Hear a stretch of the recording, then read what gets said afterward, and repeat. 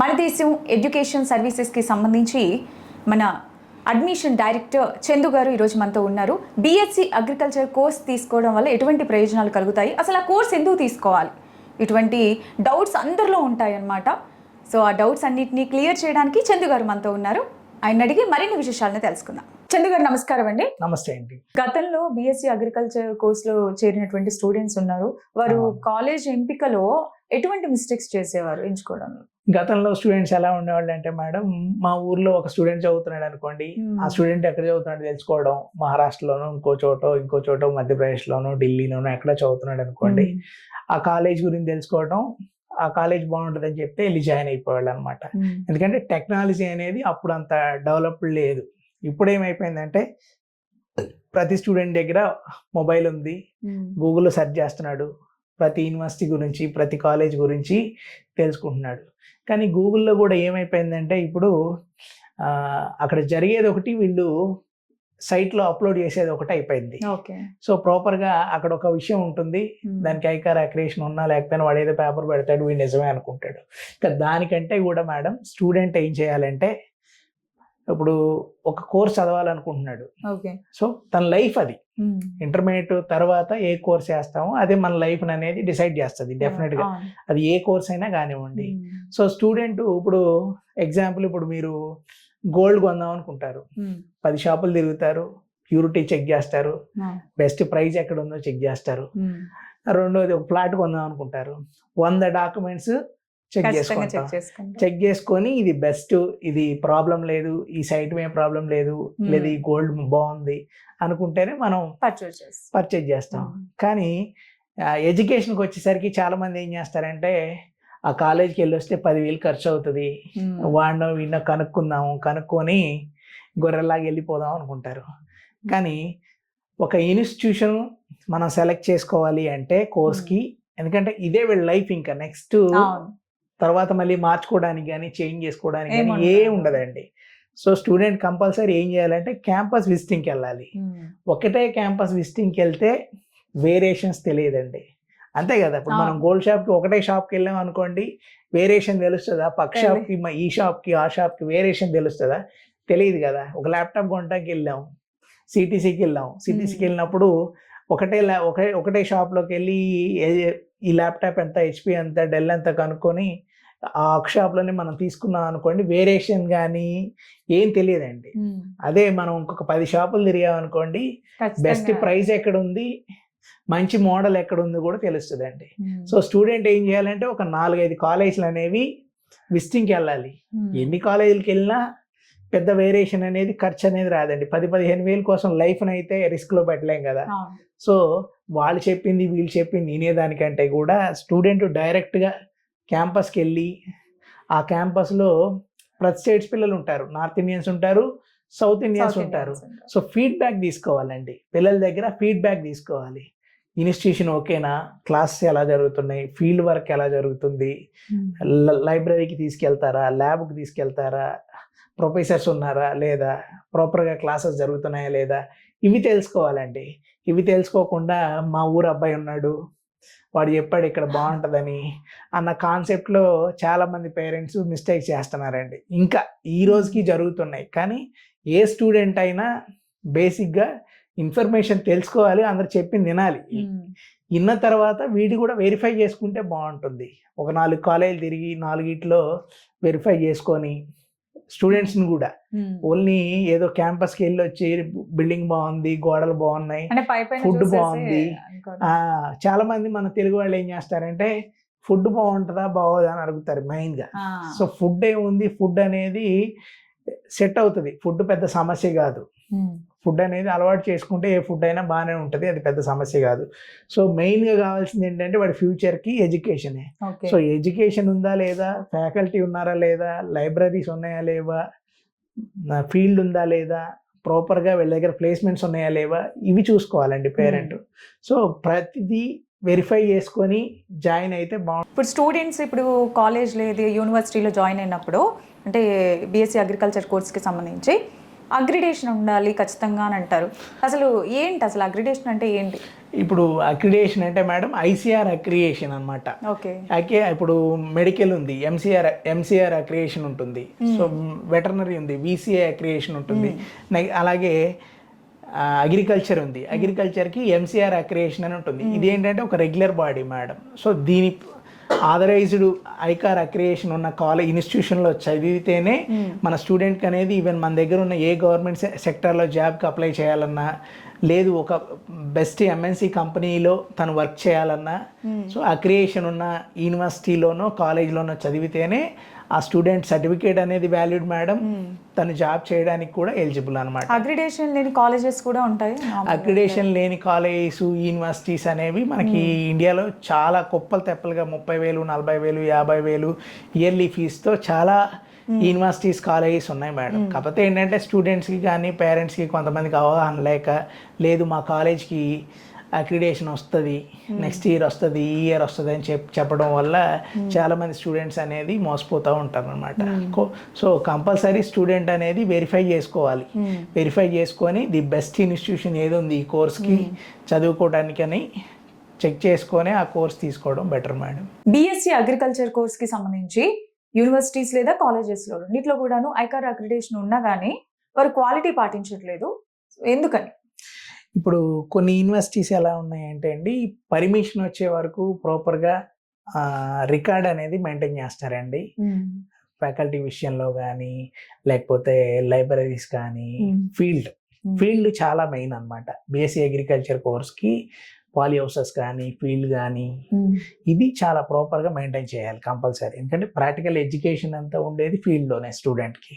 కానీ వీళ్ళంతా ఏం చేస్తున్నారంటే, ఒక్కసారి ఐకార్ అక్రియేషన్ వచ్చిన తర్వాత ఫ్యాకల్టీని సరిగా మెయింటైన్ చేయట్లా. దానికి రీజన్ ఏంటంటే, కొన్ని కాలేజీలు ఏంటంటే ఎక్కువ మంది స్టూడెంట్ జాయిన్ అవ్వాలన్న కాన్సెప్ట్లో ఫీజు అనేది 80,000, ₹1,00,000, ఇలా 60,000, ఇలా 120 తక్కువ ఫీజు అనేది పెడుతున్నారు. 120 సీట్స్ ఉన్నాయనుకోండి ఒక కాలేజ్లో, 120 మంది పిల్లల్లో మనిషికి ₹1,00,000 కట్టారనుకోండి, సంవత్సరం మొత్తం మీద వచ్చే ఆదాయం కాలేజ్కి 1,20,00,000. కానీ పిహెచ్డి ప్రొఫెసర్స్ని మెయింటైన్ చేయాలి అంటే కంపల్సరీ బీఎస్సీ అగ్రికల్చర్కి స్టాఫ్ కావాల్సింది ఒక 30 నుంచి 35 మెంబర్స్ అనేది స్టాఫ్ కావాలి. కానీ మంచి ప్రాపర్గా పిహెచ్డి ఫ్యాకల్టీ కావాలంటే ఒక 50,000 లేకుండా ఫ్యాకల్టీ అనేది రాడండి. సో 50,000 అంటే పర్ మంత్ వచ్చేసి 15 లక్షలు అనేది ఖర్చు అవుతుంది. 15 లక్షలకి ఇంటూ 1 ఇయర్ 12 months అంటే దాదాపు 1,80,00,000 ఖర్చు అవుతుంది. సో 1,80,00,000 ఖర్చు అవుతున్నప్పుడు 1,20,00,000 పెట్టి వచ్చే ఆదాయంతో వాళ్ళు ఫ్యాకల్టీని మెయింటైన్ చేయలేరు. కాబట్టి వీళ్ళు ఏం చేస్తారంటే ప్రాపర్గా ఫ్యాకల్టీని అనేది మెయింటైన్ చేయరు. దట్ అలాగే పాలీ హౌసెస్ కానీ, ఫీల్డ్ కానీ, ఇదంతా అనేది మెయింటైన్ చేయకుండా ఏదో నామాంతరంగా వాళ్ళు ప్రాపర్గా మెయింటైన్ చేయకుండా ముందుకు వెళ్ళిపోతున్నారు. పిల్లలు ఏదో క్లాస్కి వెళ్తున్నారు, చదువుకుంటున్నారు, వచ్చేస్తున్నారు. ఇదే కాన్సెప్ట్ అండి. సో కొంచెం ఫీజు ఎక్కువ ఉండి, ఒక 2 lakhs ఇలా ఫీజు ఉండి మంచి ఇన్స్టిట్యూషన్ అనుకోండి, వాళ్ళు ప్రాపర్గా ఫ్యాకల్టీని మెయింటైన్ చేయగలుగుతారు. పాలీ హౌస్లు ఉంటాయి, ల్యాబ్స్ ఉంటాయి, లైబ్రరీస్ ఉంటుంది, ఫీల్డ్ ఉంటుంది. సో ప్రాపర్గా ఎడ్యుకేషన్ అనేది బాగుంటుందండి. సో మెయిన్ రీజన్ ఏంటంటే, ఫీజు తక్కువ అనుకోకుండా స్టూడెంట్ ఫీజు బాగుండి మంచి ఇన్స్టిట్యూషన్ ఏది ఉందో ఆ యూనివర్సిటీని అనేది సెలెక్ట్ చేసుకోవడం బెటర్ అండి. దట్ ఇంకొకటి ఏంటంటే, ఇక్కడ సమస్య ఏమైపోయిందంటే, స్టూడెంట్స్ ఫీజు తక్కువైతే చాలు మనకి ఫైనాన్షియల్గా వర్కౌట్ అవుతుంది అన్న కాన్సెప్ట్లో ఉన్నారు. కానీ బెస్ట్ ఇన్స్టిట్యూషన్ సెలెక్ట్ చేసుకోలేదనుకోండి, స్టూడెంట్ ఫర్దర్గా చాలా ప్రాబ్లం అనేది ఫేస్ చేయాలి. ఐకార్ అక్రిడేషన్ సంబంధించి యూనివర్సిటీస్ సంబంధించి ఒక మంచి యూనివర్సిటీ ఉంది, జీడి గోయింకా యూనివర్సిటీ. సో దానికి సంబంధించి మీ అభిప్రాయం ఏంటి, ఏం చెప్తారు? జీడి గోయింకా యూనివర్సిటీ అనేది 2023లో వాళ్ళకి ఐకార్ అక్రియేషన్ అనేది వచ్చిందండి. ఐకార్ అక్రియేషన్ అనేది 5 years ఒకసారి రెన్యువల్ అనేది అవుతుంది అనమాట. ఒకసారి ఐకార్ అక్రియేషన్ వచ్చిందా యూనివర్సిటీకి 5 years అనేది కంటిన్యూ అవుతుంది అనమాట. సో రిమైనింగ్ యూనివర్సిటీస్ ఏ తీసుకున్నా సరే, ఇప్పుడు ఎగ్జాంపుల్ ఇప్పుడు షార్ట్స్ యూనివర్సిటీ తీసుకుందాం యూపీలో. సో దానికి ఐకార్ అక్రియేషన్ అనేది 2022లో అయిపోయింది, మళ్ళీ రెన్యువల్ అనేది అవ్వలేదు. నెక్స్ట్ వచ్చేసి ఎల్పియు ఉంది. ఎల్పియుకి మన దగ్గర నుంచి చాలా ఎక్కువ మంది పిల్లలు బీఎస్సీ అగ్రికల్చర్ కోర్స్ కోసం చాలా మంది జాయిన్ అయ్యారు లాస్ట్ 10 yearsలో. కానీ ఇప్పుడు దానికి లాస్ట్ ఇయర్ వాళ్ళకు కూడా ఆ క్రియేషన్ అనేది అయిపోయింది, రెన్యువల్ అవ్వలేదు. సో రెన్యువల్ అనేది అంత ఈజీ కాదు. అలాగే ఇప్పుడు బీఎస్సీ అగ్రికల్చర్లో తీసుకుంటే మనకి ది బెస్ట్ యూనివర్సిటీ ఉన్నట్లో ప్రైవేట్ యూనివర్సిటీస్లో ది బెస్ట్ యూనివర్సిటీ అంటే జిడి గోయంకా యూనివర్సిటీ గురుగ్రామ్. ఇది మనకి ఢిల్లీ నియర్ గురుగ్రామ్ లో ఉంటుంది, మంచి సిటీలో ఉంటుంది అనమాట యూనివర్సిటీ అనేది. సో ప్రాపర్ గా ఫ్యాకల్టీ కానీ, ఎడ్యుకేషన్ కానీ, అకాడమిక్స్ కానీ, లైబ్రరీస్ కానీ, ఫీల్డ్స్ కానీ, పాలీ హౌసెస్ కానీ, యానిమల్ హస్బెండరీ కానీ, ఎవ్రీథింగ్ మనం క్యాంపస్కి వెళ్ళి చెక్ చేసుకుంటే సో ఇంత మంచి యూనివర్సిటీ ఇండియాలో ఉందా అనేలా ఉంటుందండి. సో ది బెస్ట్ చాయిస్ అన్నమాట. పేరెంట్ ఏదన్నా బీఎస్సీ అగ్రికల్చర్ కోర్సే చదివించాలి, లేదు రేపు ఫారెన్ పంపుదాము ఎంఎస్సీ అగ్రికల్చర్ కనుకున్నా సరే స్టూడెంట్కి ది బెస్ట్ చాయిస్ అనేది GD Goenka university. GD Goenka యూనివర్సిటీలో ఇంకొక ఆపర్చునిటీ ఏంటంటే ఫారెన్ ఎక్స్చేంజ్ ప్రోగ్రామ్ అనేది ఉంటుందన్నమాట. అంటే 2 years జిడి గోయంకా యూనివర్సిటీలో చదివి ఫైనాన్షియల్గా అఫోర్డ్ చేయగలిగి ఉంటే 2 years ఇక్కడ చదివి నెక్స్ట్ 2 years అనేది ఫారెన్ అనేది ఫార్వర్డ్ చేస్తారు అడ్మిషన్ అనేది. సో అక్కడ ఫీజు అనేది అక్కడ పే చేసుకోవాల్సి ఉంటుంది స్టూడెంట్ డెఫినెట్గా, కానీ తీసుకున్న యూనివర్సిటీని బట్టి. కానీ వెల్ సెటిల్ అనమాట స్టూడెంట్. అక్కడ ఏదైనా ప్లేస్మెంట్ వచ్చి అక్కడ సెటిల్ అయ్యాడు అనుకోండి, ఇక మళ్ళీ ఎంఎస్కి చదవాల్సిన పని లేదనమాట స్టూడెంట్ అనేది. సో ఈవెన్ హాస్టల్ కానీ క్యాంపస్ కానీ కూడా చాలా బాగుంటుందండి జిడి గోయంకా యూనివర్సిటీలో. హాస్టల్ తీసుకున్నారనుకోండి సెంట్రల్ ఏసీ హాస్టల్ అనమాట. ఈవెన్ క్లాసెస్ కూడా సెంట్రల్ ఏసీ క్లాస్ రూమ్స్ ఉంటాయి. చాలా ప్రీమియం ఉంటుంది యూనివర్సిటీ.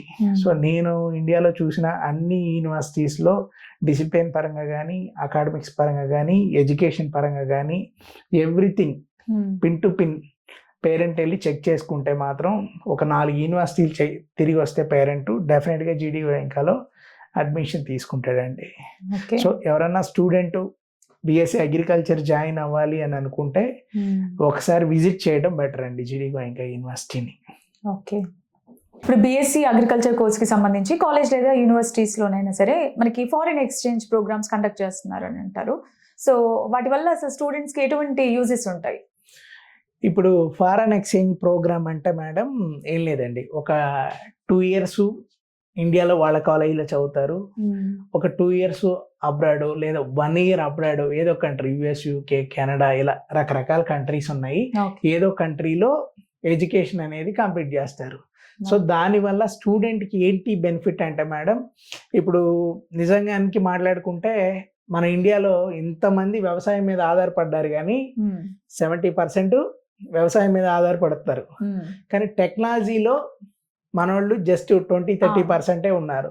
ఆ 20-30% కూడా చాలా మంది ఇక్కడ నుండి వెళ్ళి వేరే దేశాల్లో చదువుకొని అక్కడ టెక్నాలజీని చూసి సో మన ఇండియాలో కూడా దీన్ని డెవలప్ చేస్తే బాగుంటుంది అన్న కాన్సెప్ట్లో ఇండియాకి వచ్చి డెవలప్ చేసినవే తప్ప మన దగ్గర అగ్రికల్చర్ మీద డెవలప్ చేసిన ఇన్స్ట్రుమెంట్స్ అనేవి మన దగ్గర ప్రాపర్గా మన దగ్గరే తయారు చేసి అగ్రికల్చర్కి యూజ్ చేసిన పరికరాలు అయితే పెద్దగా ఏం లేవండి. సో ఫారెన్ ఎక్స్చేంజ్ ప్రోగ్రామ్ వల్ల స్టూడెంట్కి బెనిఫిట్ ఏంటంటే వేరే కంట్రీల్లో ఎంత డెవలప్డ్గా అగ్రికల్చర్ వ్యవసాయం అనేది చేస్తున్నారు, మిషనరీతో మనిషితో పని లేకుండా టోటల్గా వర్క్ అనేది మిషన్తోనే ఎలా రన్ చేస్తున్నారని తెలుస్తుందండి. సో దానివల్ల ఏంటంటే స్టూడెంట్కి స్కిల్ పెరుగుతుంది. స్కిల్ పెరగడం వల్ల డెఫినెట్గా తను రేపు ఏదన్నా కంప్లీట్ చేసుకున్న తర్వాత కూడా తను ప్రాపర్గా ఏదన్నా చేయాలనుకున్నా చేయగలుగుతాడు. సో డెఫినెట్గా ఫారెన్ ఎక్స్చేంజ్ ప్రోగ్రామ్ ఉన్న యూనివర్సిటీలో చదవడం వల్ల స్టూడెంట్కి అనేది యూజ్ ఉంటుందండి. ఓకే, అయితే బీఎస్సీ అగ్రికల్చర్ కోర్స్ చేసినప్పుడు ఎటువంటి జాబ్ ఆపర్చునిటీస్ ఉంటాయి అసలు? ముఖ్యంగా పర్టికులర్లీ ఎందుకు మొగ్గు చూపుతున్నారు స్టూడెంట్స్ కూడా? మెయిన్గా ఏం లేదు మేడం, ఇప్పుడు బీఎస్సీ అగ్రికల్చర్ ఉంది అనుకోండి, బీఎస్సీ అగ్రికల్చర్లో మీకు ప్రైవేట్ సెక్టర్ తీసుకున్నాం అనుకోండి, మెయిన్గా ఇప్పుడు మీకు కామన్గా మనం విలేజ్లోకి వెళ్ళాం, ఎక్కువ అంతా అగ్రికల్చర్ వ్యవసాయం చేస్తూ ఉంటారు, వ్యవసాయ కుటుంబాలే చాలా మంది. అగ్రికల్చర్ చదివే పిల్లల పేరెంట్స్ కూడా చాలా మంది వ్యవసాయం చేస్తారు. సో లెగిస్తే వాళ్ళకి విత్తనాలు కావాలి, పురుగు మందులు కావాలి, ఫెర్టిలైజర్ కావాలి, సో వాళ్ళ పొలాలకి. సో ఇవన్నీ వీటి ప్రొడక్షన్ కానీ వీటిని డెవలప్ చేసేది కానీ సీడ్ టెక్నాలజీని డెవలప్ చేసి కొత్త రకం విత్తనాలు తెచ్చేది కానీ వీళ్ళందరూ ఎవరు మేడం? ఈ బీఎస్సీ అగ్రికల్చర్ నుంచి వచ్చిన స్టూడెంట్సే కదా. సో దానికి అనేది గ్రోత్ ఉందన్నమాట. అంటే ఈ సెక్టార్లో మనకి సీడ్ కంపెనీస్ ఉన్నాయి, నెంబర్ ఆఫ్ సీడ్ కంపెనీస్ ఉన్నాయి ఇండియాలో. సో వాటిల్లో రకరకాల పోస్టులు ఉంటాయి మేడం. పెస్టిసైడ్ కంపెనీస్ ఉన్నాయి, పెస్టిసైడ్లో మీకు టెక్నాలజీ వైపు ఉంటుంది, మార్కెటింగ్ వైపు, ఇలా రకరకాలుగా ప్లేస్మెంట్స్ అనేవి ఉన్నాయి. సో ఇలా చూసుకుంటూ పోతే నెక్స్ట్ ప్రైవేట్ సెక్టర్ కాకుండా గవర్నమెంట్ సెక్టర్ ఉంది కదా మేడం. గవర్నమెంట్ సెక్టర్లో ఏఓ, ఏఈఓ, ఫీల్డ్ ఆఫీసర్, ఇలా చాలా రకాల ఇప్పుడు అగ్రికల్చర్ డిపార్ట్మెంట్కి సంబంధించిన కాన్సెప్ట్లో దాదాపు ఇప్పుడు ఎంఆర్ఓ ఆఫీస్ ఉంటుంది మీకు. ఎంఆర్ఓ ఆఫీస్ కాన్సెప్ట్లో నెంబర్ ఆఫ్ జాబ్స్ అంతకుముందు ఎనీ డిగ్రీ అనేది ఎలిజిబుల్ ఉండేది చాలా వరకు. ఇప్పుడు సర్వేర్ అని ఉంటుంది. సర్వేర్ అనేది ఎవరైనా ఎగ్జామ్ రాసి ఒకప్పుడు సర్వేర్గా జాయిన్ అవ్వచ్చు పోస్ట్లో. కానీ ఇప్పుడు ఏమైపోయిందంటే తన ఏదో పర్టికులర్గా బీఎస్సీ అగ్రికల్చర్ కోర్స్ చదివిన స్టూడెంట్కే ఎలిజిబిలిటీ అనేది ఉందన్నమాట. దట్ మన దగ్గర ఏంటంటే కాలేజెస్ అనేవి చాలా తక్కువ. ఏపీ తెలంగాణలో తీసుకుంటే మీకు బీఎస్సీ అగ్రికల్చర్ కాలేజెస్ కానీ మెడికల్తో పోల్చుకుంటే చాలా తక్కువ. కానీ ఆపర్చునిటీస్ ఎక్కువ ఉన్నాయి కాబట్టి తక్కువ బడ్జెట్లో బెస్ట్ కోర్స్ అండి. ఓకే, ఫైనల్గా మీరు స్టూడెంట్స్కి ఇచ్చేటటువంటి సలహాలు, సూచనలు ఏంటి? స్టూడెంట్స్కి మెయిన్గా ఏంటంటే అండి, చాలా మంది స్టూడెంట్స్ ఇప్పుడు మన దగ్గర కొన్ని యూనివర్సిటీస్ ఉన్నాయి. ఇప్పుడు మన Malla Reddy university, Anurag university, Chaitanya university, KLU university, ఇలా యూనివర్సిటీస్ ఉన్నాయి. వీళ్ళందరూ కూడా ఏంటంటే మా దగ్గర బీఎస్సీ అగ్రికల్చర్ కోర్స్ ఉంది, yearly 1 lakh, 1.5, 2 lakhs fees. Next year మాకు ఐకార్ అక్రియేషన్కి వెళ్తున్నాం, మాకు వస్తుంది అని చాలా యూనివర్సిటీస్ అనేవి చెప్తా ఉన్నారండి. కానీ ఫైనల్గా ఏంటంటే వాళ్ళు తీసుకునే ఇంటెక్ అనేది చాలా హెవీగా ఉంటుంది.